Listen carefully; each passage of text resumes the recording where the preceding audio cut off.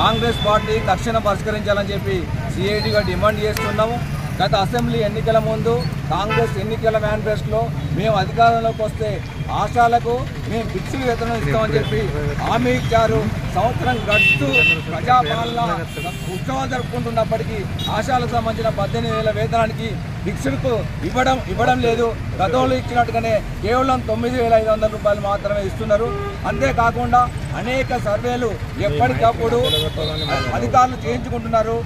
చేయించుకునే ముందు వాటికి సంబంధించి మేము ప్రత్యేక పారితోషికం ఇస్తాము, ప్రత్యేకమైన బిల్లులు ఇస్తామని చెప్పి మభ్య పెట్టి ఇవ్వడం లేదు. ఆ విధంగా లెప్రసీ బిల్లు రావాల్సి ఉంది.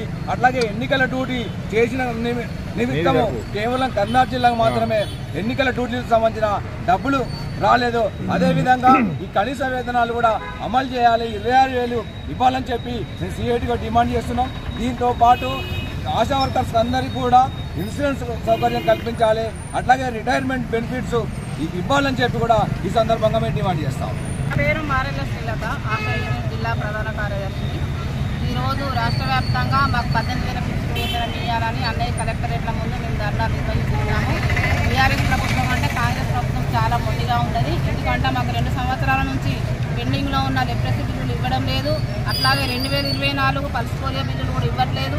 అట్లాగే ఎలక్షన్ డ్యూటీలు వేస్తున్నారు, ఆ డబ్బులు కూడా ఇవ్వట్లేదు.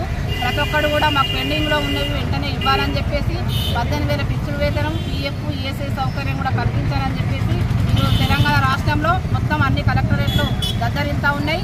కాబట్టి వెంటనే ఇప్పటికైనా కూడా ప్రభుత్వం తన వైఖరిని మార్చుకోవాలని కూడా ఈ కరీంనగర్ జిల్లా నుండి మేము ప్రభుత్వాన్ని డిమాండ్ చేస్తున్నాం.